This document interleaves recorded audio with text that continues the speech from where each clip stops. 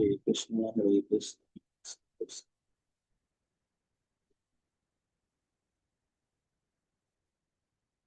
Hare Krishna, Hare Krishna.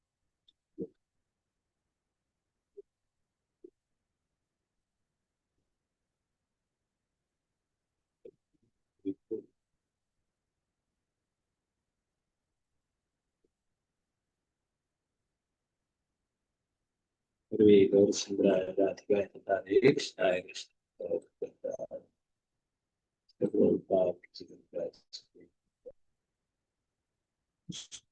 അത് screen കാണാലോ അല്ലേ? ഹരേ കൃഷ്ണ. കാണാം പ്രഭുജി. ഹരേ കൃഷ്ണ. അവൾക്ക് ഇപ്പോഴും പ്രശ്നം തന്നെയാണ്, മൊബൈൽ ഡാറ്റയില കുറച്ച് സ്ലോ. ഹരേ കൃഷ്ണ. ഓം നമോ ഭഗവതേ വാസുദേവായ. യഥാ തൂ പരത ആഹാരം കർമ്മവേദേനത.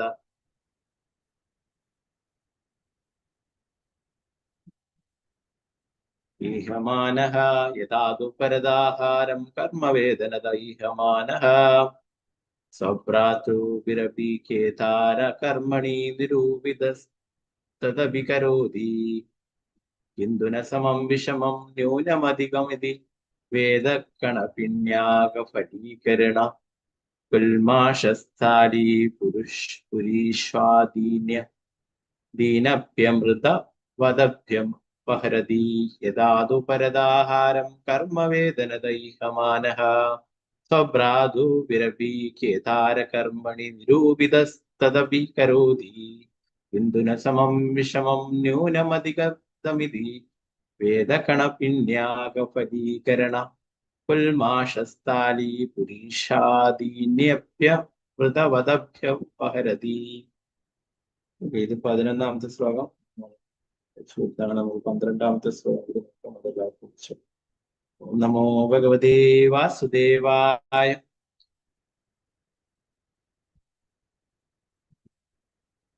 അതാ കദാചിത് കശ്ചിത് വൃഷളപതിർഭദ്രകാളീ.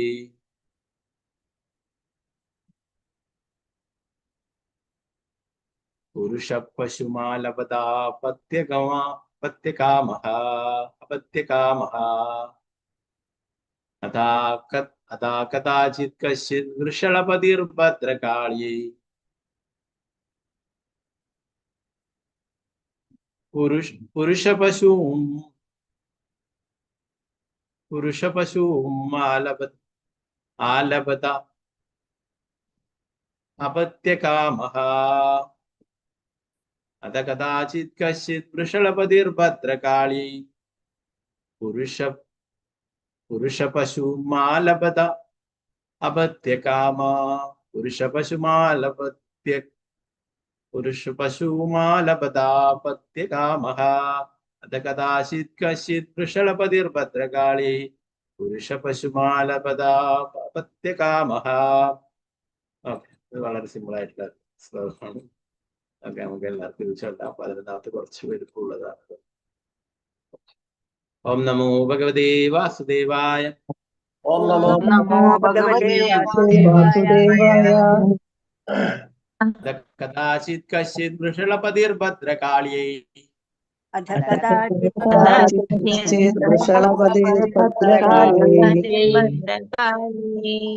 പുരുഷപശൂമാബലദാപത്യകാമഃ.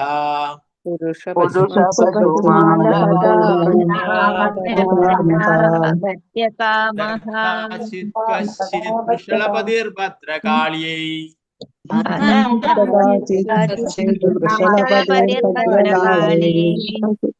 പുരുഷപശുമാലപതാപത്യകാമഃ.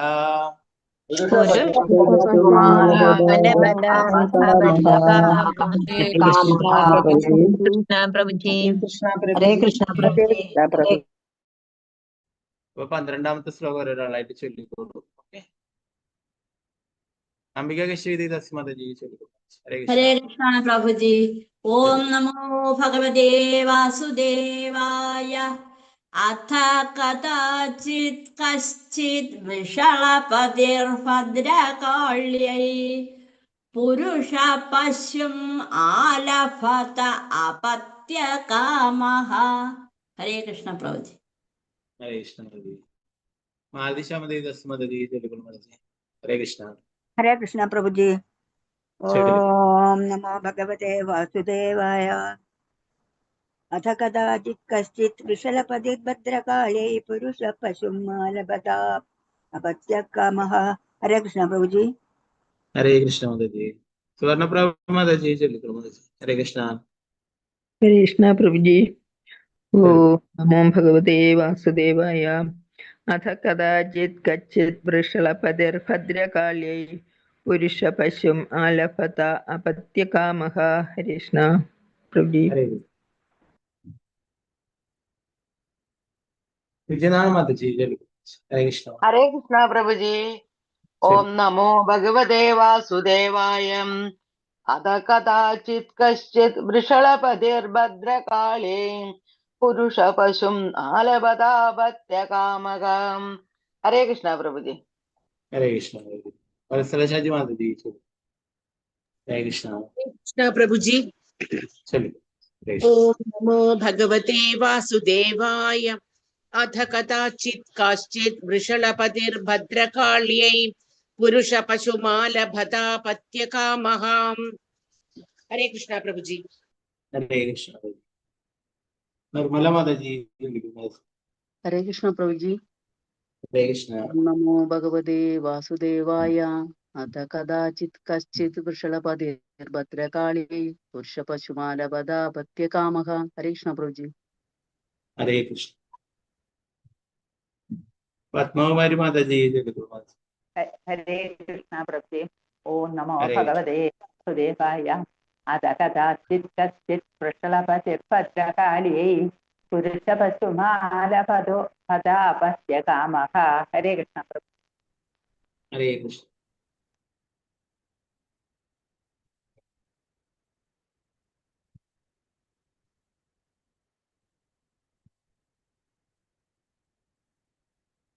പങ്കജശ്രീ മാതാജി.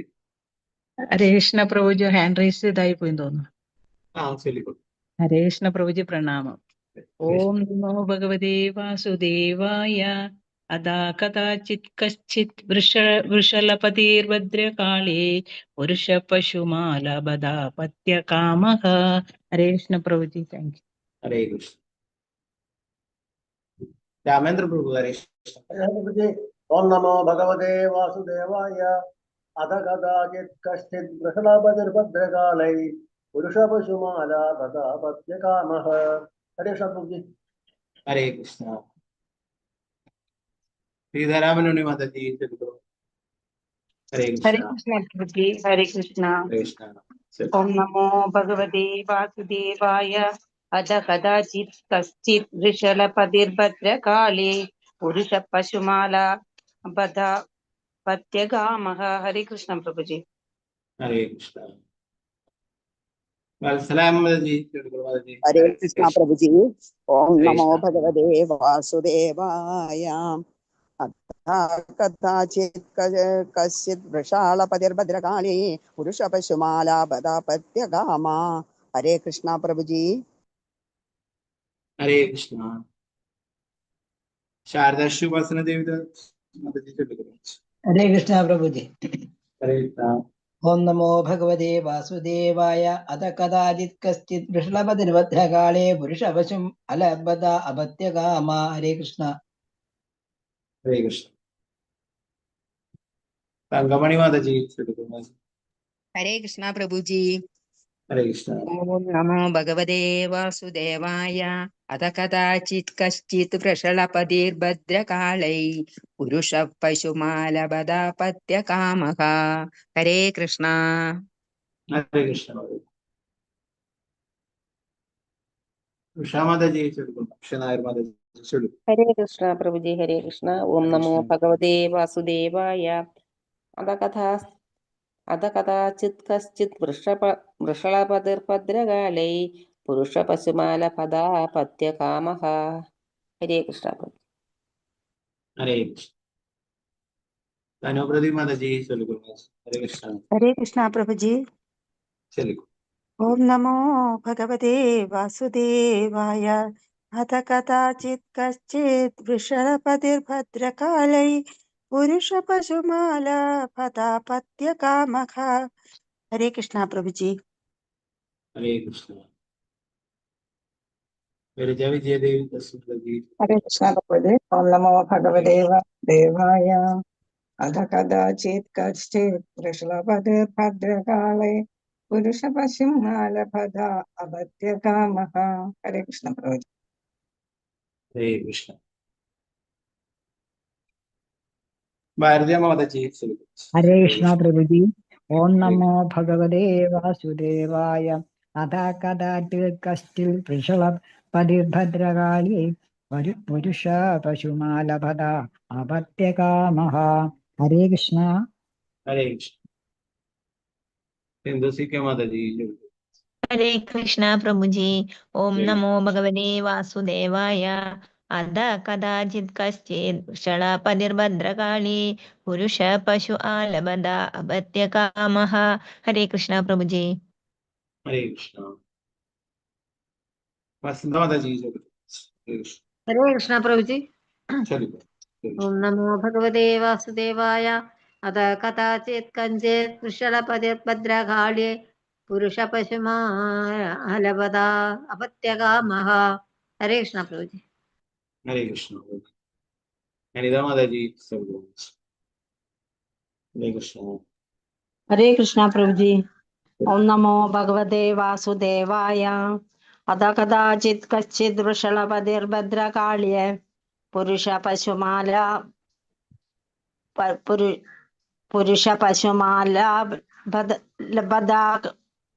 അവത്യകാമഃ. ഹരേ കൃഷ്ണ പ്രഭുജി. ഹരേ കൃഷ്ണ. ശാരദജി നമ്പൂതിരി മാതാജി. ഹരേ കൃഷ്ണ പ്രഭുജി. ഹരേ കൃഷ്ണ. നമോ ഭഗവതേ വാസുദേവായ അഥ കഥാചിത് കശ്ചിത് വൃഷളപതിർഭദ്രകാളി പുരുഷ പശുമാലഭത അപത്യകാമഃ. ഹരേ കൃഷ്ണ പ്രഭുജി. ഹരേ കൃഷ്ണ. സാവിത്രി വിശ്രീദേവി തസ്മദി. ഹരേ കൃഷ്ണ പ്രഭുജി. പ്രണാമം പ്രഭുജി. ഹരേ കൃഷ്ണ. ഓം നമോ ഭഗവതേ വാസുദേവായ അധ കഥാചിത് കശ്ചിത് വൃഷളപതിർഭദ്രകാളി പുരുഷ പശും ആലപദ അപത്യകാമഃ. ഹരേ കൃഷ്ണ പ്രഭുജി. ഹരേ കൃഷ്ണ. വത്സല ഗോപാലൻ മാതാജി. ഹരേ കൃഷ്ണ പ്രഭുജി. ഹരേ കൃഷ്ണ. ഓം നമോ ഭഗവതേ വാസുദേവായ അധ കഥാചിത് കശ്ചിത് വൃഷളപതിർഭദ്രകാളൈ പുരുഷ പശുമാലപദാപത്യ അകാമഃ. ഹരേ കൃഷ്ണ. ഹരേ കൃഷ്ണ. ചിത്രജി മാതാജി. ഹരേ കൃഷ്ണ പ്രഭുജി. ഓം നമോ ഭഗവതേ വാസുദേവായ അധ കഥാചിത് കശ്ചിത് വൃഷളപതിർഭദ്രകാളൈ പുരുഷ പശും ആലഭത അപത്യകാമഃ. ഹരേ കൃഷ്ണ പ്രഭുജി. ഹരേ കൃഷ്ണ. ശോഭ പൃഥ്വി മാതാജി. ഹരേ കൃഷ്ണ പ്രഭുജി. ഓം നമോ ഭഗവതേ വാസുദേവായ അധ കഥാചിത് കശ്ചിത് വൃഷളപതിർഭദ്രകാളി പുരുഷ പശും അലഭത അപത്യകാമഃ. ഹരേ കൃഷ്ണ. ഹരേ കൃഷ്ണ. ഗീതാട്ടി മാതാജി. ഹരേ കൃഷ്ണ പ്രഭുജി. ഹരേ കൃഷ്ണ. ഓം നമോ ഭഗവതേ വാസുദേവായ അധ കഥാചിത് കശ്ചിത് വൃഷളപതിർഭദ്രകാള്യൈ പുരുഷ പശുമാലപദ അപത്യകാമഃ. ഹരേ കൃഷ്ണ പ്രഭുജി. ഹരേ കൃഷ്ണ. ഗീതാസി മാതാജി. ഹരേ കൃഷ്ണ പ്രഭുജി. ഹരേ കൃഷ്ണ. ഓം നമോ ഭഗവതേ വാസുദേവായ അഥ കഥാചിത് കശ്ചിത് വൃഷളപതിർഭദ്രകാളി പുരുഷ പശു ലഭദാപത്യകാമഃ. ഹരേ കൃഷ്ണ പ്രഭുജി. ഹരേ കൃഷ്ണ. വിജയജി മാതാജി. ഹരേ കൃഷ്ണ. ഹരേ കൃഷ്ണ പ്രഭുജി. ഓം നമോ ഭഗവതേ വാസുദേവായ അഥ കഥാചിത് കശ്ചിത് വൃഷളപതിർഭദ്രകാളൈ പുരുഷ പശുമാലഭതാപത്യകാമഃ. ഹരേ കൃഷ്ണ പ്രഭുജി. ഹരേ കൃഷ്ണ.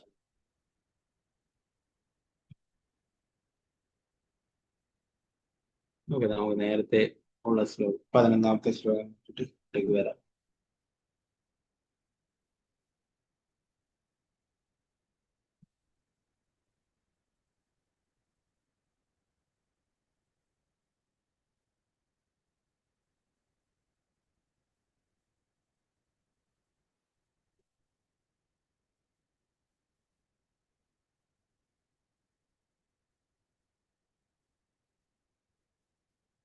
നമോ ഭഗവതേ വാസുദേവായ.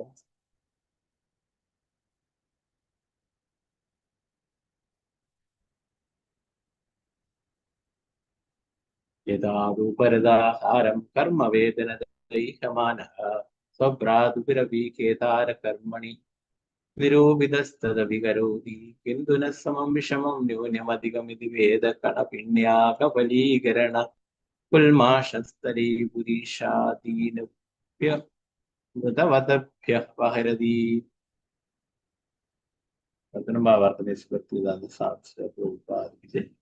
ജഡഭരതൻ ആഹാരത്തിന് വേണ്ടി മാത്രമാണ് ജോലി ചെയ്തിരുന്നത്. അദ്ദേഹത്തിന്റെ വൈമാത്രേയ സഹോദരന്മാർ അഥവാ പിതാവിന്റെ ആദ്യ ഭാര്യയുടെ പുത്രന്മാർ ഇത് മുതലെടുക്കുകയും അദ്ദേഹത്തെ കൃഷിനിലങ്ങളിൽ കഠിനമായി അധ്വാനിപ്പിക്കുകയും പ്രതിഫലമായി അല്പം ഭക്ഷണം മാത്രം നൽകുകയും ചെയ്യും. പക്ഷേ അദ്ദേഹത്തിന്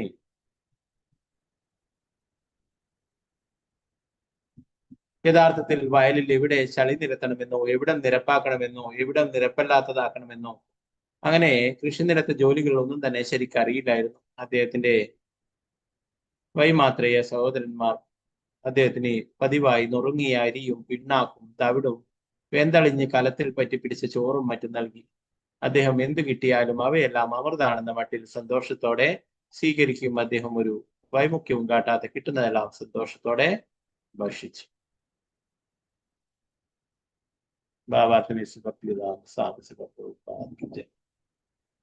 പരമഹംസ തലത്തെ പറ്റി ഭഗവത്ഗീത 2:15 ഇങ്ങനെ പറഞ്ഞിരിക്കുന്നു: സമദുഃഖ സുഖം ധീരം സ്വ അമൃതത്വായ കൽപ്പതേ. ഒരുവരെ ദ്വന്ദ്ങ്ങളോട്, ഈ ഭൗതിക ലോകത്തിലെ സുഖദുഃഖങ്ങളോട്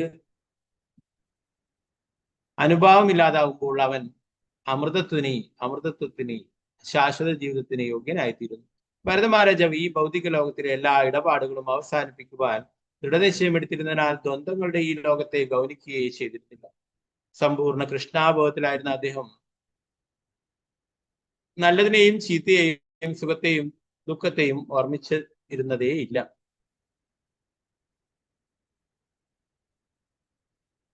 ചീത്തയെയും സുഖത്തെയും ദുഃഖത്തെയും ഓർമ്മിച്ചിരുന്നതേ ഇല്ല. ചൈതന്യ ചരിതാമൃതത്തിൽ അന്ത്യലീല 4:176 പ്രസ്താവിച്ചുള്ളതുപോലെ ദ്വൈതേ ഭദ്രാഭദ്രജ്ഞാന സപമനോധർമ്മ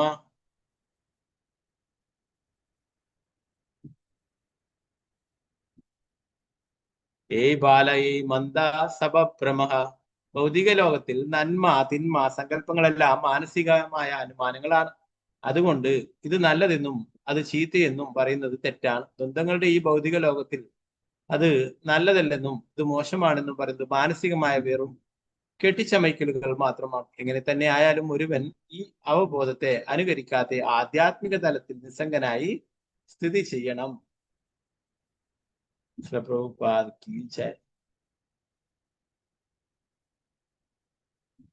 നാരായണ നമസ്കൃത്യ നരം ചൈവ നരോത്തമം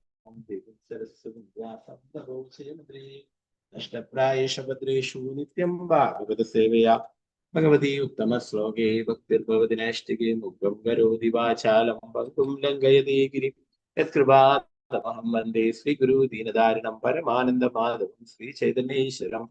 നമോ വിഷ്ണുപാദായ കൃഷ്ണപൃഷ്ഠായ ഭൂതലേ ശ്രീമതേ ഭക്തിവേദാന്ത സ്വാമിനിധി നാമിനി നമസ്തേ സാരസ്വതേ ദേവി ഗൗരവാണി പ്രചാരിണി നിർവിശേഷ ശൂന്യവാദി പാശ്ചാത്യ ദേശധാരിണി. ജയ ശ്രീകൃഷ്ണ ചൈതന്യ പ്രഭു നിത്യാനന്ദ ശ്രീ അദ്വൈത ഗദാധര ശ്രീവാസാദി ഗൗരഭക്തവൃന്ദ. ഹരേ കൃഷ്ണ കൃഷ്ണ കൃഷ്ണ ഹരേ ഹരേ, ഹരേ രാമ രാമ രാമ ഹരേ ഹരേ. ഗുരുവേ ഗൗരചന്ദ്രായ രാധികായ ദദാലേ കൃഷ്ണായ കൃഷ്ണഭക്തായ ഭക്തായ പ്രഭുപാദ് ജി ഗുരുരാജ്. നേരത്തെയുള്ള ശ്ലോകങ്ങൾ പറഞ്ഞു അല്ലെ. ആ സഹോദരങ്ങള് അദ്ദേഹത്തെ പലതരത്തിലും ദ്രോഹിക്കുകയുണ്ടായി, പഴകിയ ഭക്ഷണങ്ങൾ കൊടുക്കുക, ഇതൊക്കെ നേരത്തെ പറയുകയുണ്ടായി അല്ലെ. അല്ല അതൊന്നും കണക്ക് കൂട്ടാതെ അദ്ദേഹം എല്ലാം കഴിക്കേണ്ട. അതന്നെയാണ് ഈ ശ്ലോകത്തിൽ പറയുന്നത്.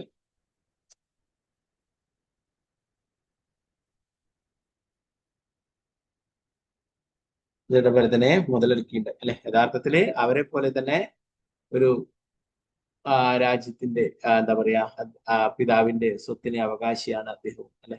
എന്നാൽ അദ്ദേഹത്തെ ഒരു മന്ദബുദ്ധിയായിട്ട് വിഡ്ഢിയായിട്ടൊക്കെ കണക്കാക്കി, കഴിവില്ലാത്തവനായി കണക്കാക്കിയിട്ട് അദ്ദേഹത്തെ ഒരു ജോലിക്കാരനായിട്ട് അല്ലെ, ഒരു അങ്ങനെ കണക്കാക്കുകയും അദ്ദേഹത്തെ അവിടെ നെൽവയലിനൊക്കെ കാവല് നിൽപ്പിക്കുകയും ഒക്കെ ചെയ്തു. വയലിലൊക്കെ കൊണ്ടുപോയി. അപ്പൊ അദ്ദേഹത്തിന് വേറെ ഒന്നും കൊടുക്കണ്ട, പണമൊന്നും കൊടുക്കണ്ട, എന്തേ കുറച്ച് പഴകിയ ഭക്ഷണങ്ങളൊക്കെ കൊടുത്താൽ മതി. ഇവിടെ പഴകിയ ഭക്ഷണങ്ങളും സാധാരണ നിലയിൽ പിണ്ണാക്കും തവിടും ഇതൊക്കെ പശുവിനാണ് കൊടുക്കുന്നത് അല്ലെ. അതുപോലെ ഇദ്ദേഹത്തിന് നൊറുക്കരിയും പിണ്ണാക്കും തവിടും പിന്നെ വെന്തളിഞ്ഞ കലത്തിൽ പറ്റി പിടിച്ച ചോറും ഒക്കെ നൽകി. എങ്കിലും അതൊക്കെ അദ്ദേഹം യാതൊരു കുറ്റവും പറയാതെ ഒക്കെ കഴിക്കുകയുണ്ടായെന്ന് തോന്നുന്നു.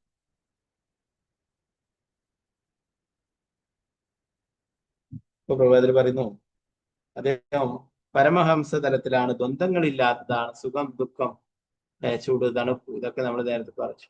അപ്പോ അവർക്ക് ദ്വന്ദ്ങ്ങളില്ല, ശത്രു മിത്രം ഇതൊന്നും അവരെ ബാധിക്കുന്നതല്ല. അവരെല്ലാവരെയും ഭഗവാന്റെ അംശമായിട്ട് കണക്കാക്കിക്കൊണ്ടാണ് അവർ പ്രവർത്തിക്കുന്നത്. അതുകൊണ്ട് തന്നെ ആരോടും ശത്രു മിത്രം അങ്ങനെയുള്ള യാതൊരു പരിഗണനയും സുഖം ദുഃഖം ഇതിലൊന്നും. ഈ ഭൗതിക ലോകത്തിലുള്ള എല്ലാം ബന്ധനത്തിന് കാരണമാണ് അല്ലെ. അതുകൊണ്ട് തന്നെ അവർക്ക് ഈ ഭൗതിക ലോകത്തിനുള്ള ഒന്നിനോടും തന്നെ മമതയില്ല, അതിനോടൊന്നും അറ്റാച്ച്മെന്റ് ഇല്ല.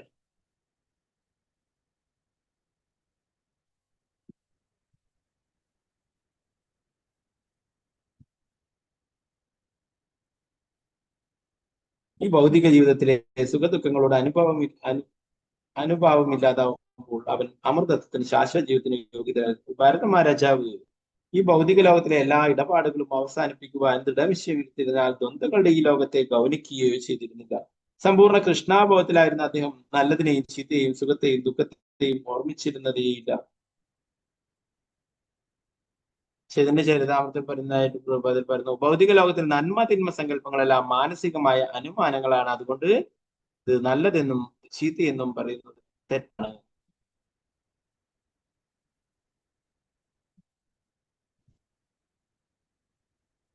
ദ്വന്ദ്ങ്ങളുടെ ഈ ഭൗതിക ലോകത്തിൽ അത് നല്ലതെന്നും ഇത് മോശമെന്നും പറയുന്നത് മാനസികമായ വെറും കെട്ടിച്ചമയ്ക്കുള്ളത് മാത്രമാണ്. എങ്ങനെ തന്നെയായാലും ഒരുവൻ ഈ അവബോധത്തെ അനുകരിക്കാതെ ആധ്യാത്മിക തലത്തിൽ നിസ്സംഗനായി സ്ഥിതി ചെയ്യണം. ഈ ഭൗതിക ലോകത്തിലുള്ള എല്ലാം തന്നെ ബന്ധനത്തിന് കാരണമാണ്. അതുകൊണ്ട് ഇത് നല്ലത് അത് മോശം എന്നൊക്കെ പറയുന്നത് വെറും മനസ്സിന്റെ ഒരു തോന്നലാണ് ചൈതന്യ ചരിതാമൃതത്തിൽ പറയുന്നത്. അതുകൊണ്ട് എന്താണ്, ഈ ദ്വന്ദ്ങ്ങളൊക്കെ അവസാനിപ്പിക്കുകയാണ് വേണ്ടത്. ആധ്യാത്മികമായിട്ടുള്ള കാര്യങ്ങൾ ചെയ്യും, മറ്റുള്ളതിനോടെല്ലാം തന്നെ നിസ്സംഗത പുലർത്തുകയും ചെയ്യാനായിട്ട് പറയും. ഒന്നിനോടും തന്നെ ഇത് സുഖമാണ്, ഇത് സന്തോഷം തരുന്നതാണ് അല്ലെ. നമ്മൾ നേരത്തെ പഠിച്ചു ഭൗതിക ലോകത്തിലെ എല്ലാം തന്നെ ആദ്യം സന്തോഷത്തെയും പിന്നീട് ദുഃഖത്തെയും ഉണ്ടാക്കുന്നതാണെന്ന് നമ്മൾ നേരത്തെ ഭഗവത്ഗീതയൊക്കെ പഠിച്ചു അല്ലെ. ഓരോരോ കാര്യങ്ങളും ഭൗതികമായിട്ടുള്ള ഓരോ കാര്യങ്ങളും ലഭിക്കുമ്പോഴായിരിക്കും ഇത് വളരെ നല്ലതാണ്, നമുക്ക് സന്തോഷം. എന്നാൽ കുറച്ച് കഴിയുമ്പോൾ അത് ദുഃഖത്തെ ഉണ്ടാക്കും. അപ്പൊ ഈ ഭൗതിക ലോകത്തിലുള്ള എല്ലാം തന്നെ ഇവിടെ ബന്ധനത്തിന് കാരണമാണ്. അതുകൊണ്ട് ഉയർന്ന തലത്തിലുള്ളവര് അവരൊരിക്കലും ഇതിൽ നിന്നും സന്തോഷം കണ്ടെത്താനായിട്ട് ശ്രമിക്കുന്നില്ല. ഭൗതിക ലോകത്തിലുള്ള വസ്തുക്കൾ അവരെന്താണ്, ആത്മാരാമന്മാർ, ആത്മാവിൽ നിന്ന് തന്നെ സന്തോഷം കണ്ടെത്തും. അങ്ങനെയുള്ളവർക്ക് ഇവിടെയുള്ള ഒന്നിനോടും തന്നെ അറ്റാച്ച്മെന്റ്. 12ാമത്തെ ശ്ലോകത്തിൽ പറയുന്നത്, അതക്കദാചിത് കശ്ചിത് വൃഷളപതിർഭദ്രകാളേ പുരുഷ പശുമാലപദാപത്യകാമഃ. ആ സമയത്ത് ഒരു ശൂദ്ര കുടുംബത്തിൽ നിന്നുള്ള കൊള്ളക്കാരുടെ നേതാവ് പുത്രലബ്ധിക്കായി മൃഗത്തെക്കാൾ ഒട്ടും മെച്ചമല്ലാത്ത മന്ദനായ ഒരു മനുഷ്യനെ ഭദ്രകാളി ദേവിക്ക് ബലിയർപ്പിച്ച് ആരാധിക്കാൻ ആഗ്രഹിച്ചു. ഭാവാർത്ഥനേസി ഭക്തിവേദാന്ത.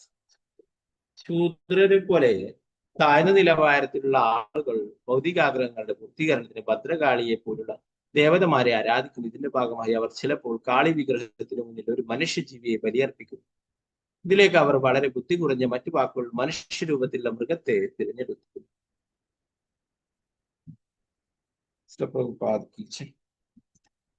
എന്താ പറയുന്നത്?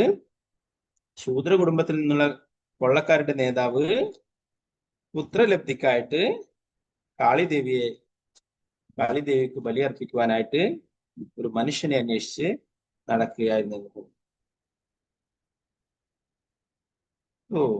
ചില എന്താ പറയാ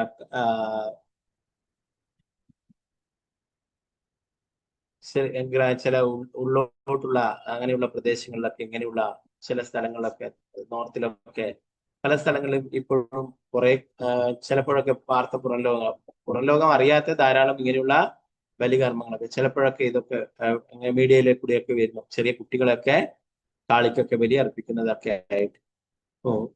മൃഗങ്ങളെ പോലും ബലിയർപ്പിക്കുവാനായിട്ട് നിയമം അനുവദിക്കുന്നില്ല. അപ്പൊ മനുഷ്യരെ തന്നെ ബലിയർപ്പിക്കും. ഇതൊക്കെ വെറും അന്ധവിശ്വാസത്തിന്റെ ഭാഗമായിട്ടുള്ള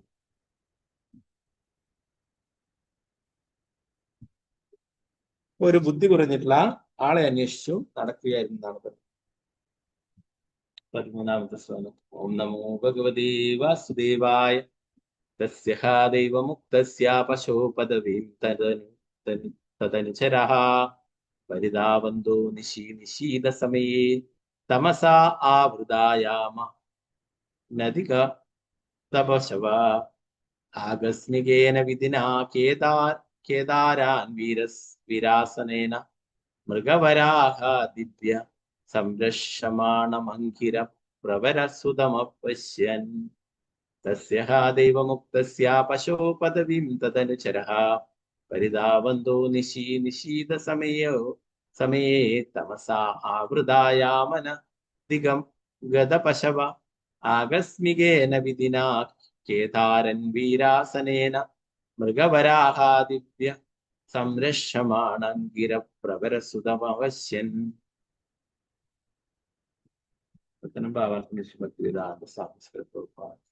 കൊള്ളക്കാരുടെ നേതാവ് യജ്ഞത്തിന് വേണ്ടി പിടികൂടിയ മനുഷ്യമൃഗം രക്ഷപ്പെടുകയും അവനെ കണ്ടെത്താൻ അനുയായികളോട് നേതാവ് ആജ്ഞാപിക്കുകയും ചെയ്തു. അനുയായികൾ നാനാദിശകളിലും പാഞ്ഞു നടന്ന് അന്വേഷിച്ചെങ്കിലും അവനെ കണ്ടെത്താൻ കഴിഞ്ഞില്ല. അർദ്ധരാത്രിയുടെ അന്ധകാര നിബിഡതയിൽ അങ്ങിങ്ങ് പാഞ്ഞു നടക്കുന്നതിനിടയിൽ നെൽവയലിലെത്തിയ അവർ അവിടെ ഒരു ഉയർന്ന സ്ഥലത്ത് അങ്കിരസത്തിന്റെ വംശത്തിൽ ശ്രേഷ്ഠനായ ബ്രാഹ്മണപുത്രൻ അഥവാ ജഡഭരതനെ കാട്ടുപന്നികളുടെയും മാനുകളുടെയും ആക്രമണത്തിൽ നിന്നും വയലിനെ സംരക്ഷിക്കുവാൻ കാവലിരിക്കുന്നത് കണ്ടു.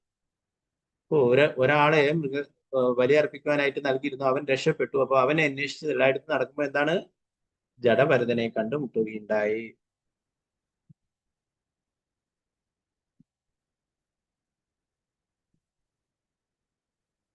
പതിനാലാമത്തെ ശ്ലോകം.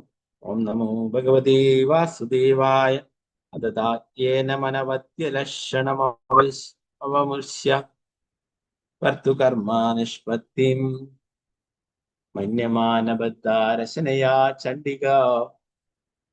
ചണ്ഡികാ ഗൃഹമുപ നിർമുദാ വികസിതവദനഃ അദദായേന മനവദ്യലക്ഷണമവൃശ്യ വർത്തുകർമ്മ നിഷ്പത്തിം മന്യമാനാ ബുദ്ധ്വാരശനയാ ചണ്ഡികാ ഗൃഹമുപ നിർമുദാ വികസിതവദനഃ. കൊള്ളക്കാരുടെ നേതാവിന്റെ അനുയായികളും ഭൃത്യന്മാരും ജഡഭരതനിൽ ഒരു മനുഷ്യമൃഗത്തിന്റെ എല്ലാ ലക്ഷണങ്ങളും ഉണ്ടെന്ന് പരിഗണിച്ച് അവൻ യജ്ഞത്തിന് ഏറ്റവും അനുയോജ്യനാണെന്ന് തീരുമാനിച്ചു. അവർ സന്തോഷത്താൽ പ്രകാശിക്കുന്ന മുഖങ്ങളോടെ അവനെ കയറുകൊണ്ട് ബന്ധിച്ച് കാളി ക്ഷേത്രത്തിലേക്ക് കൊണ്ടുപോയി.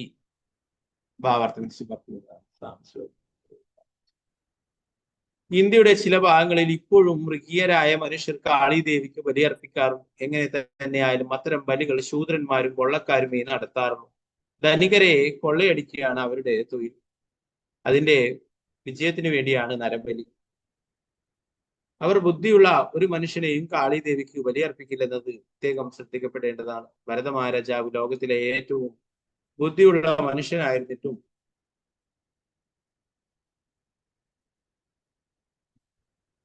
ഒരു ബ്രാഹ്മണന്റെ ശരീരത്തിൽ മന്ദനെ പോലെയും ബദിരമൂകനെ പോലെയും പ്രത്യക്ഷപ്പെട്ടു. പരമദിവ്യത്വ പുരുഷനായ ഭഗവാന് സമ്പൂർണ്ണ സമർപ്പിതനായിരുന്നതിനാൽ ബലിയർപ്പിക്കുവാൻ വിഗ്രഹത്തിന് മുന്നിലേക്ക് കൊണ്ടുപോകുമ്പോഴും അദ്ദേഹം എതിർപ്പൊന്നും പ്രകടിപ്പിക്കാത്ത അതേ നിലയിൽ തുടർന്നു. നമ്മൾ മുൻ ശ്ലോകങ്ങളിൽ നിന്നും മനസ്സിലാക്കിയതുപോലെ അദ്ദേഹം വളരെ ശക്തനായിരുന്നതിനാൽ അദ്ദേഹത്തിന് വേണമെങ്കിൽ കയറുകൊണ്ടുള്ള ബന്ധനം നിഷ്പ്രയാസം ഒഴിവാക്കാമായിരുന്നു. പക്ഷേ അദ്ദേഹം തന്റെ സംരക്ഷണത്തിന് പരമദിവ്യത്വ പുരുഷനായ ഭഗവാനെ ആശ്രയിക്കുക മാത്രമാണ് ചെയ്തത്. പരമോന്നതനായ ഭഗവാൻ ഈ രീതിയിൽ സമർപ്പിതനാകാൻ ശ്രീല ഭക്തി വിനോദ് ഠാക്കൂർ വിവരിക്കും.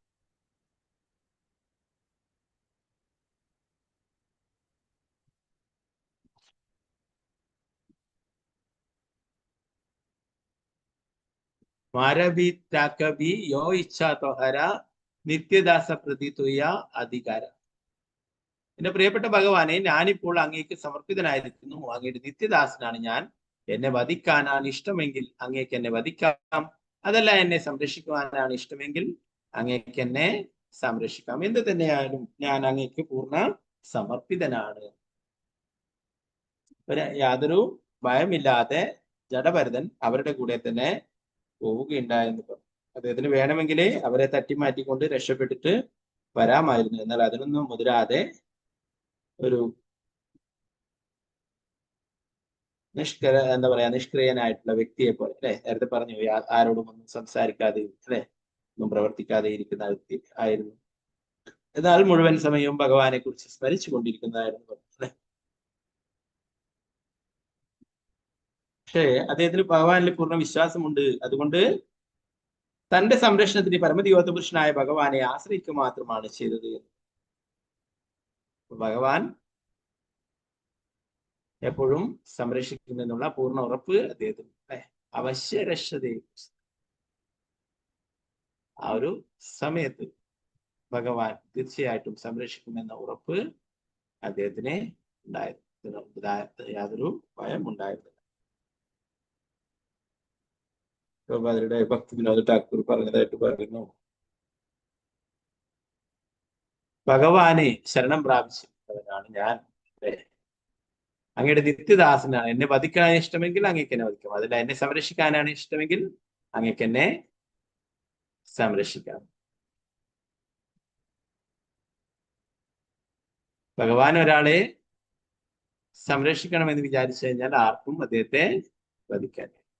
ഭഗവാൻ ഒരാളെ വധിക്കണമെന്ന് വിചാരിച്ചു കഴിഞ്ഞാൽ ആരാളും സംരക്ഷിക്കുവാനോ സാധ്യമല്ല, അല്ലെ. രാഖേ കൃഷ്ണ മാരേക മാരേ കൃഷ്ണ രാഖേ.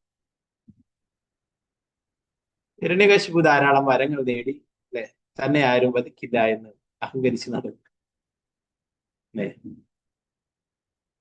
ഭഗവാൻ യാതൊരു ആയുധങ്ങളും ഇല്ലാതെ തന്നെ കൈവിരലിൽ നഖങ്ങൾ കൊണ്ട് അദ്ദേഹത്തിനെ വധിക്കുകയുണ്ടായി.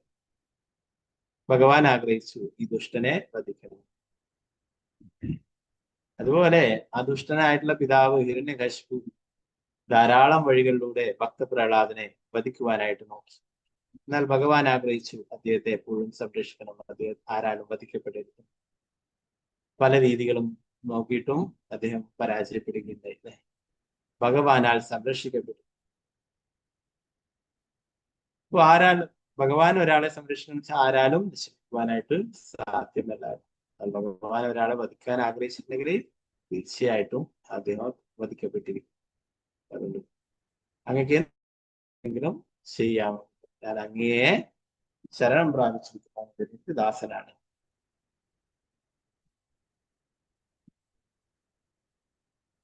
ഈ രീതിയിലായിരിക്കണം നമ്മൾ ഭഗവാനോട് പ്രാർത്ഥിക്കേണ്ടത്. ഭക്തി വിനോദ് ഠാക്കൂർ പറഞ്ഞു.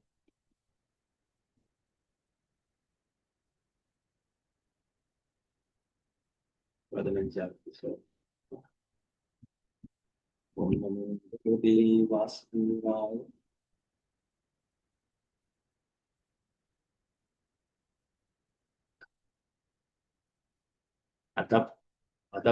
പണയസ്തം സ്വവിദിനാവിഷ്ചാഹ്യതേന വാസസാ ആച്ഛാദ്യ ഭൂഷണാലേപസ്രക്തിലകാദി രൂപസ്കൃതം ഭുക്തവന്തം. ധൂപദീപമാല്യാലജ കിസലായാങ്കുരഫലോപഹാരോപേതയോ വൈശസ സംസ്ഥയാ മഹദാഗീതസ്തുതി മൃദംഗപണവഘോഷേണ ച പുരുഷപശൂം ഭദ്രകാള്യാ പുരത ഉപവേശയാമാസു അധപണയസ്തം സ്വവിധിനാഭിഷാഹ്യതേന വാസസാച്ഛാദ്യ ഭൂഷണാലേപസ്രക്തിലകാദിവിരൂപസ്കൃതം ഭുക്തവന്തം ധൂപദീപമാല്യാലച്ച കിസലയാങ്കുരഫലോപഹാരോപതയോ വൈശ്യസ സംസ്ഥയാ മഹദാഗീതസ്തുതി മൃദംഗപണവഘോഷേണ ച പുരുഷപശൂം ഭദ്രകാള്യാം പുരത ഉപവേശയാമാസു.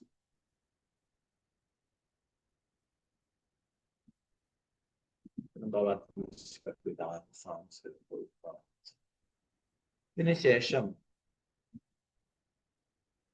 എല്ലാ കള്ളന്മാരും ചേർന്ന് മൃഗത്തെ ബലി കഴിക്കുന്നതിനുള്ള മനുഷ്യമൃഗത്തെ ബലി കഴിക്കുന്നതിനുള്ള അവരുടെ സാങ്കല്പിക ആചാരപ്രകാരം ജഡഭരതനെ സ്നാനം ചെയ്യിച്ച് പുതുവസ്ത്രങ്ങളും ആഭരണങ്ങളും അണിയിച്ച് ശരീരത്തിൽ വാസന തൈലങ്ങളും ചന്ദനക്കുഴമ്പും ലേപനം ചെയ്ത് തിലകങ്ങളും പുഷ്പമാല്യങ്ങളും ചാർത്തി സജ്ജനാക്കി.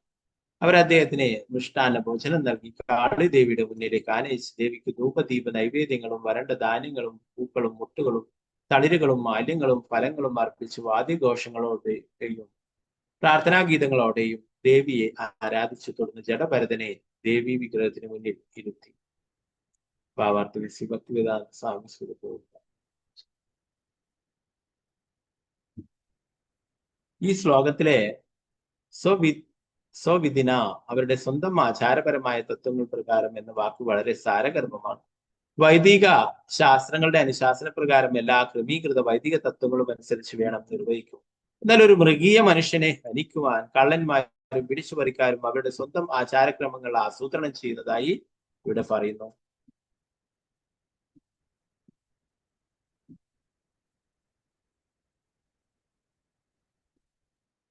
കാളീദേവിക്ക് മുന്നിൽ ഒരു പോത്തിനെയോ ആടിനെയോ ബലിയർപ്പിക്കുവാനുള്ള യജ്ഞനിർദ്ദേശങ്ങൾ തമോ ഗുണശാസ്ത്രം നൽകുന്നു.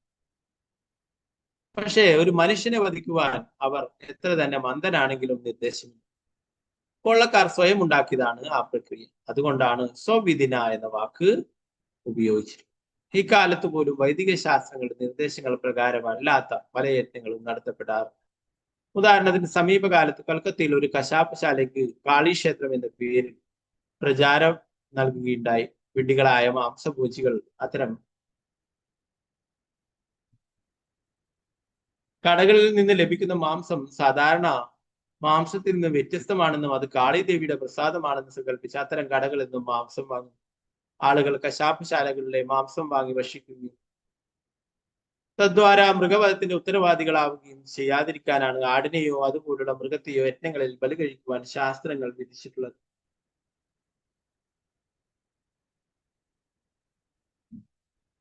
ബദ്ധാത്മാക്കൾക്ക് മാംസം ഭക്ഷിക്കുവാനും ലൈംഗികത ആസ്വദിക്കുവാനുമുള്ള പ്രവണത സ്വാഭാവികമായുണ്ട്. അതിനാൽ അവർക്ക് മാംസത്തിന്റെ ലഭ്യതയ്ക്ക് വേണ്ടി ശാസ്ത്രം ഇങ്ങനെ ഒരു ആനുകൂല്യം ചെയ്തിരിക്കും. ശാസ്ത്രത്തിന് വാസ്തവത്തിൽ അറപ്പുളവാക്കുന്ന ഈ പ്രവർത്തനങ്ങൾ പൂർണ്ണമായി നിർത്തൽ ചെയ്യണമെന്ന ലക്ഷ്യമുണ്ട്. പക്ഷേ അവ ചില ക്രമീകൃത തത്വങ്ങളുടെ ഭാഗമായി പോയി. അതിനാൽ മാംസം ഭക്ഷിക്കുന്നവർ ക്രമേണ സ്വയം തിരുത്തപ്പെടണം. ചില പ്രഭുപാദ് കീ ജയ്.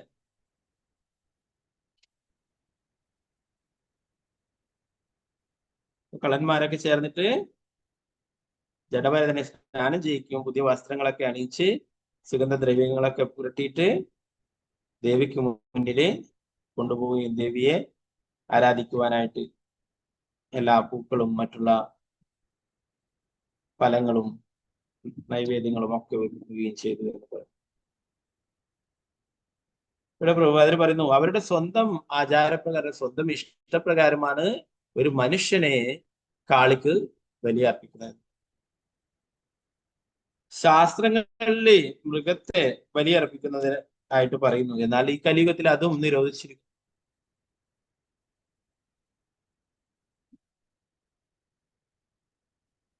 കാളിദേവിക്ക് മുന്നിൽ ഒരു പോത്തിനെയോ ആടിനെയോ ബലിയർപ്പിക്കാനുള്ള ഏറ്റവും നിർദ്ദേശം തമോ ഗുണശാസ്ത്രമാണ്. പക്ഷേ ഒരു മനുഷ്യനെ വധിക്കുവാൻ അവൻ എത്ര തന്നെ മന്ദനാണെങ്കിലും നിർദ്ദേശം. കൊള്ളക്കാർ സ്വയം ഉണ്ടാക്കിയതാണ് ആ പ്രക്രിയ. അതുകൊണ്ടാണ് സ്വവിധിന എന്ന വാക്ക് ഉപയോഗിച്ചത്. അപ്പോ അവരുടെ സ്വന്തം ഇഷ്ടപ്രകാരം അവരെ മനുഷ്യരെ തന്നെ ബലിയർപ്പിക്കുവാനായിട്ട് ചില സ്ഥലങ്ങളിലൊക്കെ ഇപ്പോഴും അത് നടക്കുന്നുണ്ട്. ചെറിയ കുട്ടികളെയൊക്കെ കാളിക്ക് ബലിയർപ്പിക്കും. പല പൂജകൾക്കും അങ്ങനെയുള്ള ബലിയർപ്പിക്കുന്നതൊക്കെ ഇതൊന്നും ശാസ്ത്രത്തിന്റെ ബലത്തിലുള്ള, അവരൊക്കെ തമോ ഗുണത്തിലുള്ള രീതിയിലാണ് ആരാധനകൾ നടത്തുന്നത്. നമ്മൾ പഠിച്ചു അല്ലെ, ആരാധന തന്നെ 3 തരത്തിൽ: സത്വ, രജോ, തമോ ഗുണം. തമോ ഗുണത്തിലുള്ള ആരാധനകളാണ് ശാസ്ത്രങ്ങളെ ചിന്തിച്ചുകൊണ്ട് ശാസ്ത്രങ്ങൾ പറയാത്ത രീതിയിൽ തന്നിഷ്ടപ്രകാരം നടത്തുന്ന പൂജകളും ഇങ്ങനെയുള്ള ബലികളും. പ്രഭാതർ പറയുന്നു, കൽക്കത്തയില് ഒരു കശാപ്പ് ശാലക്ക് കാളി ക്ഷേത്രം എന്ന പേര് നൽകിയിട്ടുണ്ടായിരുന്നു. വിഡ്ഢികളായിട്ടുള്ള ആൾക്കാർ വിചാരിക്കുന്നു ഇതൊക്കെ കാളി ദേവിയുടെ പ്രസാദമാണെന്ന് പറഞ്ഞിട്ട് മാംസം വാങ്ങി കഴിക്കുകയും അവരൊക്കെ പാപഫലങ്ങളുടെ ഉടമകളായി തീരുകയും ചെയ്യും.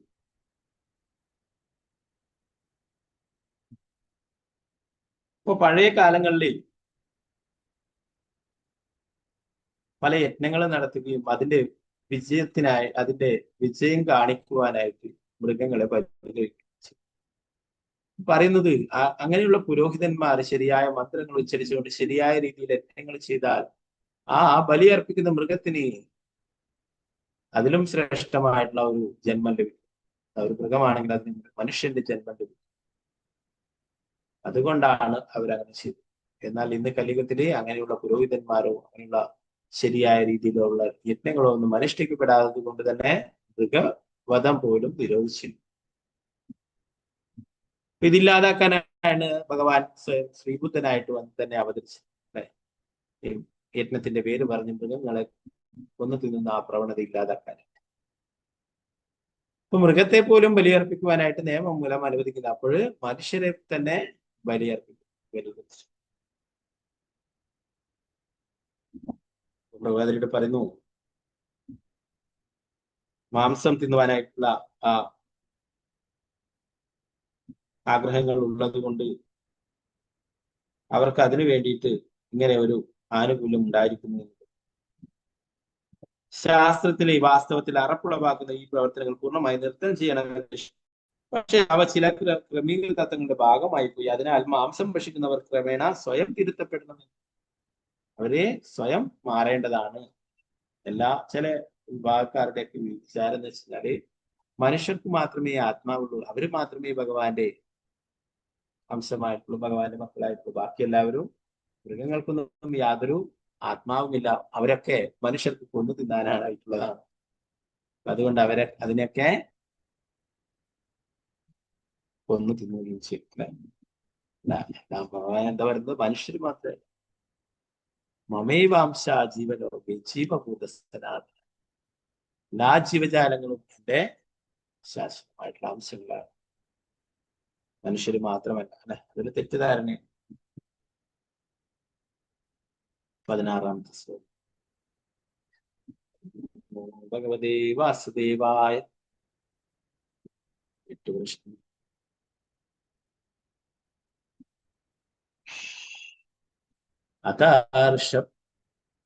അതാർഷളരാജപണീ പുരുഷ പശോരസൃഗാസവേന ദേവീം ഭദ്രകാളീം യഷ്യമാണസ്തദം മന്ത്രിതം അസിമതി കരാളനിശിതമുപാതതേ. അത്ര വൃഷളരാജപണീ പുരുഷ പശോരസൃഗാസവേന ദേവീം ഭദ്രകാളീം യഷ്യമാണസ്തദം മന്ത്രിത മസിമതി കരാളനിശിതമുപാതതേ.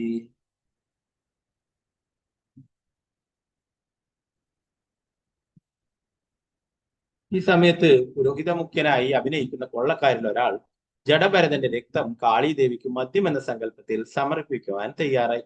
അവൻ ഭദ്രകാളി മന്ത്രോച്ചാരണത്തോടെ ജഡഭരതനെ വധിക്കുവാൻ മൂർച്ചയേറിയതും ഭയാനകവുമായ ഒരു ഖഡ്ഗമെടുത്ത് ഉയർത്തി. പറയുന്ന കൊള്ളക്കാരുടെ മുഖ്യൻ, പുരോഹിത മുഖ്യനായിട്ട് അഭിനയിക്കുന്ന യഥാർത്ഥത്തില് ഇവര് പുരോഹിതന്മാരല്ല. നേരത്തെ പറഞ്ഞു ശുദ്ര വിഭാഗത്തിൽപ്പെട്ടുള്ള ആൾക്കാർ ഇങ്ങനെയുള്ള തമോ ഗുണത്തിലുള്ള പൂജകളും കാര്യങ്ങളൊക്കെ ചെയ്യുന്നു അല്ലെ. അപ്പൊ അയാളൊരു പുരോഹിതനെ പോലെ അഭിനയിച്ചുകൊണ്ട് ജഡഭരതന്റെ രക്തം ദേവിക്ക് മദ്യം എന്ന രീതിയിൽ നൽകുകയും മദ്യം സമർപ്പിക്കുവാൻ തയ്യാറായിട്ട് ഒരു വാളെടുത്തിട്ട് ജഡഭരതന്റെ നേരേക്ക് ഉയർത്തി. 17ാമത്തെ ശ്ലോകം.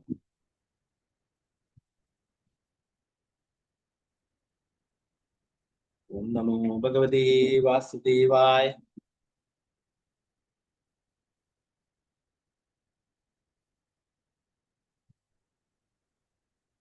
ഇതി തേഷാം വൃഷാളാനാം രജസ്തമ പ്രകൃതീനാം ധനമദരജൗൽസിക്തമനസാം ഭഗവത് കലാവീരകുലം കദർത്തി മൃത്യോത്പദേന സൂര്യം വിഹരതാം ഹിംസാവിഹാരണാം കർമാതിദാരുണം യത് ബ്രഹ്മഭൂതസ്യ സാക്ഷാൽ ബ്രഹ്മർഷി സുതസ്യ നിർവൈരസ്യ സർവഭൂതഹൃത സുഹൃദ സൂനായാമഭ്യനൻ മതമാലംബനം തദുപലഭ്യ ബ്രഹ്മതേജസാദി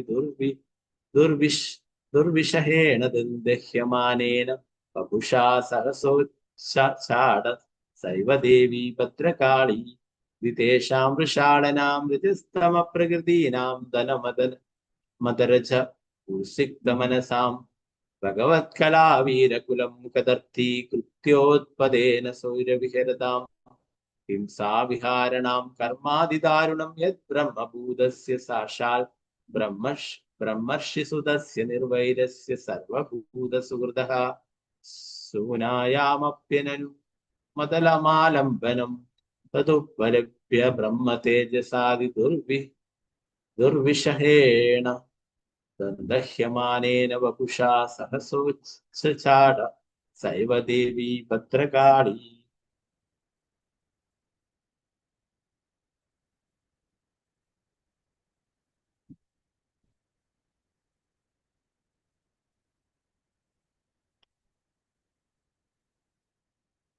ഭാവാർത്ഥം സാധിച്ചിട്ടുള്ള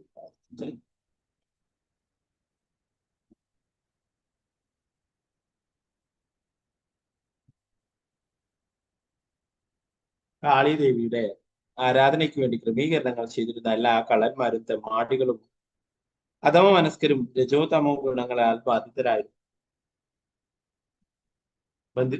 രജോ തമോ ഗുണങ്ങളാൽ ബന്ധിതരുമായിരുന്നു. അതിസമ്പന്നരാകണമെന്ന ആഗ്രഹങ്ങളാൽ ഭരിക്കപ്പെട്ടിരുന്ന അവർ വേദാനുശാസ്ത്രങ്ങളെ ധിക്കരിക്കുന്ന ധാർഷ്ട്യക്കാരായിരുന്നു. അതുകൊണ്ടാണ് അവർ ബ്രാഹ്മണ കുടുംബത്തിൽ ജനിച്ചവരും ആത്മസാക്ഷാത്കൃതനുമായ ജഡഭരതനെ വധിക്കുവാൻ തയ്യാറെടുത്തത്. കൊള്ളക്കാർ അവരുടെ അസൂയ മൂലമാണ് അവനെ കാളിദേവിയുടെ മുന്നിൽ ബലിയർപ്പിക്കുവാൻ കൊണ്ടുവന്നു. എല്ലായ്പ്പോഴും അസൂയയുടെ അടിമകളായ അത്തരം ആളുകൾ ജഡഭരതനെ പോലുള്ളവരെ വധിക്കുവാൻ വരുന്നു.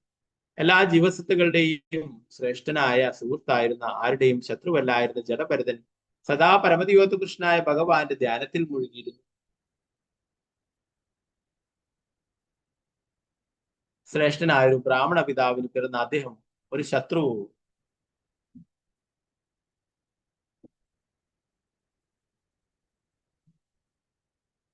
അക്രമിയോ ആയിരുന്നെങ്കിൽ പോലും അദ്ദേഹത്തെ വധിക്കരുത്.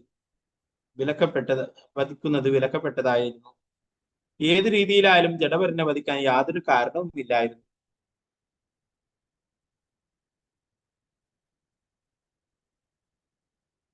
അതിനാൽ കാളിദേവിക്ക് ദുസ്സഹമായി ഭഗവാന്റെ ഒരു മഹാഭക്തനെയാണ് ഈ പാപികളായ കൊള്ളക്കാർ വധിക്കാൻ തുനിയുന്നതെന്ന് അവൾക്ക് പെട്ടെന്ന് മനസ്സിലായി. പൊടുന്നനെ കാളി വിഗ്രഹം ഉടഞ്ഞ് വേർപെടുകയും അതിൽ നിന്നും പ്രചണ്ഡമായ പ്രകാശത്താൽ ജനിക്കുന്ന ശരീരത്തോടെ കാളിദേവി ഇറങ്ങി വരികയും ചെയ്തു.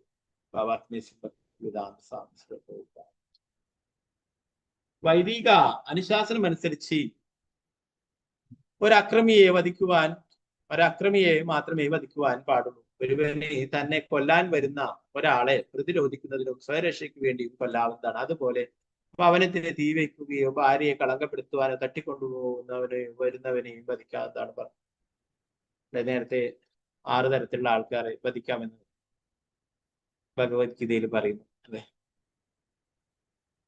ഇന്നെന്നാൽ അത് നിയമം മൂലം അങ്ങനെയുള്ള ശിക്ഷയില്ല, അല്ലെ? ഭരണകൂടമാണ് ശിക്ഷ വിധിക്കുന്നത്. പഴയ കാലങ്ങളിൽ അങ്ങനെ ശാസ്ത്രങ്ങൾ പറഞ്ഞു 6 തരത്തിലുള്ള ആൾക്കാരെ വധിക്കാം. നേരത്തെ എന്താ അർജുനൻ യുദ്ധം ചെയ്യാൻ മടിച്ചു നിൽക്കുന്ന ആ അവസരത്തിൽ ഭഗവാൻ ഉപദേശം നൽകുമ്പോൾ അതിൽ പറഞ്ഞു, പ്രഭാതർ ഭാഗത്ത് പറഞ്ഞിട്ടുണ്ടല്ലേ 6 തരത്തിലുള്ള ആൾക്കാർ. അപ്പൊ അതിൽ ഇതൊക്കെയാണ് പറയുന്നത്. സ്വയം രക്ഷയ്ക്ക് വേണ്ടിയിട്ട്, അതുപോലെ ഭവനത്തിന് തീ വെക്കുക, ഭാര്യയെ കളങ്കപ്പെടുത്താൻ, തട്ടിക്കൊണ്ടുപോകാനോ വരുന്നവരെയും വധിക്കുന്ന. രാമചന്ദ്ര ഭഗവാൻ തന്റെ പത്നി സീതാദേവിയെ തട്ടിക്കൊണ്ടുപോയ രാവണനെയും അവന്റെ കുടുംബത്തിലെ മുഴുവൻ പേരെയും വധിച്ചു. എങ്ങനെ തന്നെയായാലും മറ്റു ലക്ഷ്യങ്ങൾക്ക് വേണ്ടിയുള്ള ഹിംസ ശാസ്ത്രങ്ങൾ അനുവദിക്കുന്നില്ല. പരമദിവ്യാത്ത കൃഷ്ണനായ ഭഗവാന്റെ വിസ്തരണങ്ങളായ ദേവന്മാർക്കുള്ള യാഗങ്ങളിൽ മാംസം ഭക്ഷിക്കുന്നവർക്ക് വേണ്ടി മൃഗങ്ങളെ കൊല്ലാൻ അനുവാദം. മാംസം ഭക്ഷിക്കുന്നവർക്കുള്ള ഒരു തരം നിയന്ത്രണമാണിത്. മറ്റൊരു തരത്തിൽ പറഞ്ഞാൽ മൃഗങ്ങളെ കൊല്ലുന്നതും ശാസ്ത്രങ്ങൾ ചില പ്രത്യേക നിയമക്രമങ്ങളാൽ നിയന്ത്രിച്ചു. ഇവ പരിഗണിക്കുമ്പോൾ ബഹുമാനിക്കപ്പെടുന്ന ഒരു ഉന്നത ബ്രാഹ്മണ കുടുംബത്തിൽ ജഡഭരതനെ വധിക്കുവാൻ കാരണമൊന്നുമില്ല. ഈശ്വര സാക്ഷാത്കാരം സിദ്ധിച്ചവനും എല്ലാ ജീവസത്തുക്കളുടെയും അഭ്യുതകാംക്ഷിയുമായിരുന്നു അദ്ദേഹം. ജഡഭരതൻ കള്ളന്മാരാലും തെമ്മാടികളാലും വധിക്കപ്പെടാൻ ശാസ്ത്രങ്ങൾ ഒരു വിധത്താലും അനുവദിച്ചില്ല. അതിനാൽ ഭദ്രകാളി ദേവി ഭഗവാന്റെ ആ ഭക്തനെ സംരക്ഷിക്കുവാൻ വിഗ്രഹത്തിൽ നിന്നും പുറത്തു വന്നു. ജഡഭരതന്റെ ബ്രഹ്മ തേജസ്സിന്റെ ശക്തി മൂലമാണ് ആ സമയത്ത് കാളിദേവിയുടെ വിഗ്രഹം പിളർന്നതെന്ന് ശ്രീ വിശ്വനാഥ ചക്രവർത്തി ഠാക്കൂർ വിശദീകരിച്ചു. രജോ തമോ ഗുണികളായ കള്ളന്മാരും തെമ്മാടികളും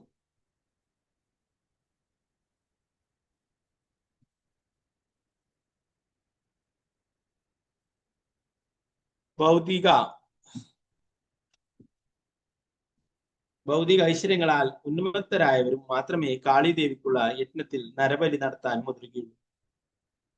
വൈദിക നിർദ്ദേശങ്ങളാൽ ഇത് അനുവദിച്ചിട്ടില്ല. ഇന്ന് ലോകമെമ്പാടും ഭൗതിക ഐശ്വര്യങ്ങളാൽ ഗർഭം പൂണ്ട ജനങ്ങൾ നടന്ന 100 കണക്കിന് 10,000 കശാപ്പുശാലകൾ അത്തരം കർമ്മങ്ങളെ ഭാഗവത ശിക്ഷണങ്ങൾ ഒരിക്കലും പിന്തുണയ്ക്കുന്നില്ല.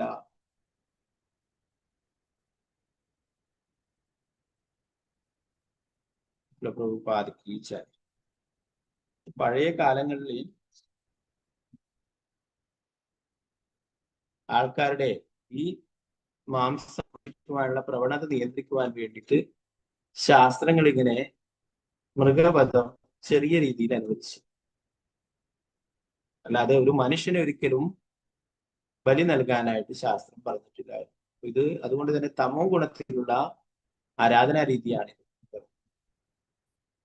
അവരുടെ സ്വന്തം നേട്ടത്തിന് വേണ്ടിയിട്ടാണ് ഇങ്ങനെയുള്ള പ്രവൃത്തികൾ ചെയ്തത്. ഇപ്പോ ഭഗവാന്റെ ഒരു പരിശുദ്ധ ഭക്തനാണ് ഇവിടെ ജഡഭരതനായിട്ട് വന്നത്. ഭരത മഹാരാജാവിന്റെ ആത്മാവാണിപ്പോ ജഡഭരതന്റെ ഉള്ളിലുള്ളത്. പിന്നെ മാന്റെ ശരീരം സ്വീകരിച്ചു, അതിനുശേഷം ജഡഭരതനായില്ല. സാക്ഷാൽ ഭഗവാനായിരിക്കുന്ന ഋഷഭദേവന്റെ പുത്രനാണ് ഇവിടെ. ആ പുത്രന്റെ ആത്മാവാണ് അല്ലെ ജഡഭരതൻ എന്ന് പറയുന്നത്. നേരത്തെ ജഡഭരതന്റെ ശരീരത്തിലുള്ള ആത്മാവ് എന്തായിരുന്നു? നേരത്തെ ഭരത മഹാരാജാവായിരുന്നു. ആ ആത്മാവ് പിന്നീട് ശരീരം ഉപേക്ഷിച്ചപ്പെടും, മാനായിട്ട് മാറി അല്ലെ. പിന്നീട് വീണ്ടും ഒരു ബ്രാഹ്മണന്റെ പുത്രനായിട്ട് ജനിച്ചു, ജഡഭരതൻ എന്ന പേരിൽ അറിയപ്പെട്ടു. അപ്പൊ ആ ജഡഭരതനെയാണ് ഇപ്പോൾ കാളിയുടെ മുന്നിലെ ബലിയർപ്പിക്കുവാനായിട്ട് നിർത്തിയിരിക്കുന്നത് അല്ലെ. വാളോങ്ങിയിട്ട് ജഡഭരതനെ വധിക്കാൻ തുനിഞ്ഞപ്പോൾ ആ കാളി വിഗ്രഹം ഉടഞ്ഞ് അത് പൊട്ടി പിളരുകയും അതിൽ നിന്നും കാളി ദേവി പുറത്തേക്ക് വരികയും ചെയ്തു.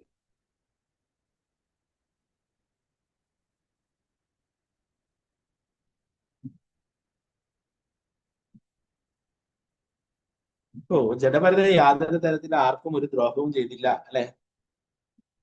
സദാസമയം ഭഗവാനെ ഓർത്തുകൊണ്ട് ജീവിക്കുകയായിരുന്നു. ഇപ്പൊ കാളിയായാലും ദുർഗയായാലും ശിവനായാലും ബ്രഹ്മാവായാലും ഇവരൊക്കെ ഭഗവാന്റെ സേവകരാണ്, ഭഗവാന്റെ ഭക്തന്മാരാണ്. അതേപോലെ ഒരു ഭക്തനാണ് ജഡഭരതനും. അപ്പോ ആ ഒരു ഭക്തനെ ബലി കൊടുക്കുന്നത് ശരിയായ രീതിയല്ല. അതുകൊണ്ട് തന്നെ ആരാണോ ഇതിൽ തുനിഞ്ഞിട്ടുള്ളത് അവരെ കാളിദേവി ശിക്ഷിക്കുന്നതാണ്. അടുത്ത് വരുന്ന ഭാഗങ്ങൾ പറയും. ഇവിടെ പ്രഭുപാദർ പറയുന്നു, ശാസ്ത്രങ്ങൾ അനുസരിച്ച് ഒരു അക്രമിയെ മാത്രമേ വധിക്കാൻ പാടുള്ളൂ. എന്നാൽ ഇവിടെ ജഡഭരതൻ ആർക്കും ഒരു ദ്രോഹവും ചെയ്തില്ല, അല്ലെ? തന്നെ ദ്രോഹിക്കുന്നവർക്ക് പോലും ആ സഹോദരങ്ങളൊക്കെ അദ്ദേഹത്തിന്റെ സഹോദരങ്ങളായിട്ടുള്ളവർ, അല്ലെ? അദ്ദേഹത്തിന്റെ പിതാവിന്റെ ആദ്യ ഭാര്യയുള്ള പുത്രന്മാരൊക്കെ പലതരത്തിലും അദ്ദേഹത്തെ ദ്രോഹിച്ചു പഴകിയ വർഷങ്ങൾ നൽകിയും, അല്ലെ? ധാരാളം ജോലി ചെയ്യിപ്പിക്കുകയും അങ്ങനെയൊക്കെ ചെയ്യുകയുണ്ടായി. എന്നാൽ അദ്ദേഹം അവരോടൊന്നും യാതൊന്നും തന്നെ പ്രതികരിച്ചില്ല, അല്ലെ? അപ്പൊ അത്രയും അങ്ങനെ ദ്രോഹങ്ങൾ ചെയ്യുന്നവരോട് പോലും തിരിച്ചൊന്നും പ്രതികരിക്കാത്ത ഭഗവാന്റെ പരിശുദ്ധ ഭക്തനായിട്ടുള്ള ജഡഭരതനെയാണ് ഇപ്പോൾ വധിക്കാൻ തീരുമാനിച്ചിരിക്കുന്നത്. അപ്പൊ ദേവി അവിടെ നിന്ന് വിഗ്രഹത്തിൽ നിന്നും പുറത്തേക്ക് ഇറങ്ങി വരികയുണ്ടായി. ആ വിഗ്രഹം പൊട്ടുകയും ഉടയുകയും അതിൽ നിന്ന് പുറത്തു വരികയും ചെയ്തു. അതിന്റെ ഭാവാർത്ഥം പറയുന്നു,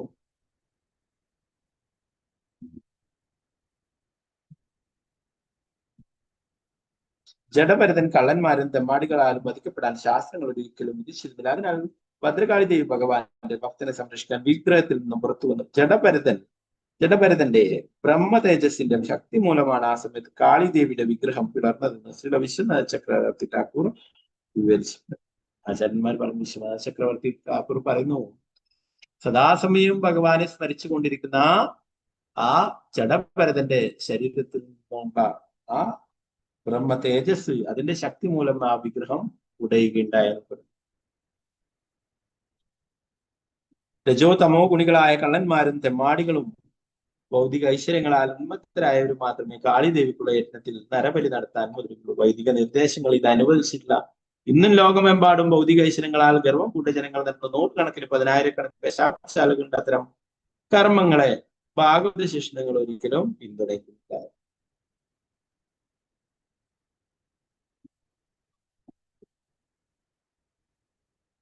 അപ്പൊ ബാക്കി ഭാഗങ്ങൾ നമുക്ക് ഇന്നത്തെ ക്ലാസ് 2-3 ശ്ലോകങ്ങളെ ഈ അധ്യായത്തിലുള്ളൂ.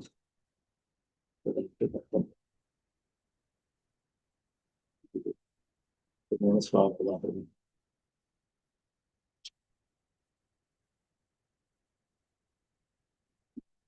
ഗ്രന്ഥരായ ശ്രീമദ് ഭാഗവതം ജയ ശ്രീ പ്രഭുപാദ് ജയ രാജ് ജയ സാഗർ പ്രമാനന്ദ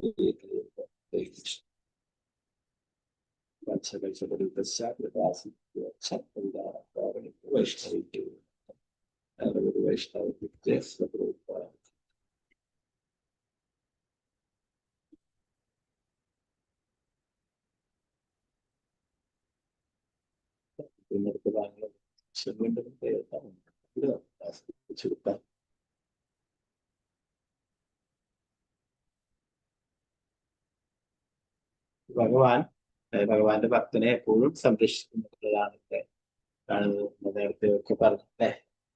ഭഗവാന്റെ ഭക്തനെ ഒരിക്കലും നാശമില്ല. ഇവിടെ അവരൊക്കെ തട്ടിക്കൊണ്ടുപോയിട്ടും, അല്ലെ, ഭഗവാൻ അദ്ദേഹത്തെ സംരക്ഷിച്ചു, അല്ലെ? ഭഗവാന്റെ സേവകരാണ് ഇവരൊക്കെ, എല്ലാ ദേവീ ദേവന്മാരും. അപ്പോ ഭഗവാന്റെ ഒരു ഭക്തനെ വധിക്കുവാൻ ഒരിക്കലും ദേവന്മാർ, നമ്മൾ കഴിഞ്ഞ ക്ലാസ്സിൽ പറഞ്ഞില്ലേ, സാക്ഷാൽ യമരാജൻ പോലും അത് ആഗ്രഹിക്കുന്നില്ല. നേരത്തെ കഴിഞ്ഞ ക്ലാസ്സിലൊക്കെ പറഞ്ഞു, അല്ലെ? രാജ യമകിങ്കരന്മാർക്ക് പോലും നിർദ്ദേശിച്ചു. അപ്പൊ ഇവിടെ കാളിദേവി ഭഗവാന്റെ ഭക്തനെ വധിക്കുവാനായിട്ട് കൊണ്ടുവരുന്നപ്പോഴെന്താണ്, ഇനി അവരെ തന്നെ വധിക്കുകയാണ്. നമ്മൾ അത് വരുന്ന ഭാഗങ്ങൾ പറയും. അതേ വാട് കൊണ്ട് എടുത്തിട്ട് അവരെയൊക്കെ വധിക്കുകയാണ് ചെയ്യുന്നത്.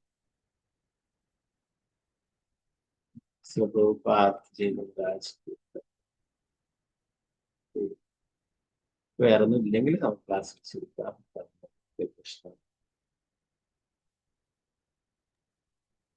ഹരേ കൃഷ്ണ പ്രഭുജി. ഹരേ കൃഷ്ണ. ഹരേ കൃഷ്ണ. ഹരേ കൃഷ്ണ പ്രഭുജി. ഹരേ കൃഷ്ണ പ്രഭുജി. ഹരേ കൃഷ്ണ പ്രഭുജി. ഹരേ കൃഷ്ണ പ്രഭുജി. ഹരേ കൃഷ്ണ. ഹരേ കൃഷ്ണ പ്രഭുജി. ഹരേ കൃഷ്ണ പ്രഭുജി. ഹരേ കൃഷ്ണ. ഓക്കെ, അപ്പൊ വേറെ ക്ലാസ് ഹരേ കൃഷ്ണ പ്രഭുജി. പ്രണാം പ്രഭുജി. പ്രതിദാനം വൈഷ്ണവ